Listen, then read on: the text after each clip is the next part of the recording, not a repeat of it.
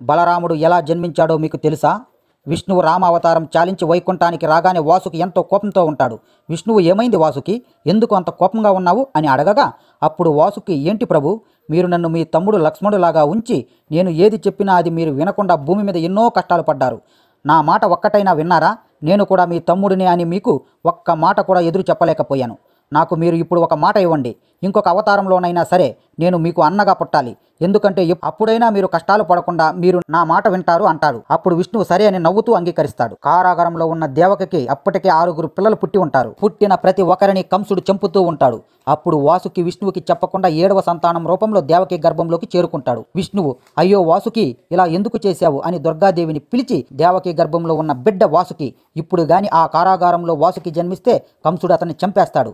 అందుకే మీరు ఆ దేవకి కడుపులో ఉన్న అంశాన్ని వసుదేవుడు ఇంకొక భార్య అయిన రోహిణీదేవి గర్భంలోకి ప్రవేశపెట్టండి అని చెబుతారు.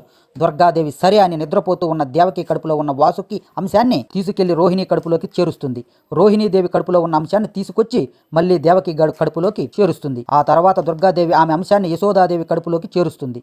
ఆ మరుసటి రోజే రోహిణీదేవికి ఒక దివ్యమైన మగబిడ్డ జన్మిస్తాడు. అతనే బలరాముడు. ఆ తర్వాత దేవకికి కూడా ఒక మగబిడ్డ జన్మిస్తాడు. అతన్ని కంసుడు వచ్చి చంపేస్తాడు. చివరిగా 8వసారి దేవకి గర్భవతి అవుతుంది. ఆ గర్భంలో ఉన్నది సాక్షాత్తు శ్రీకృష్ణుడు.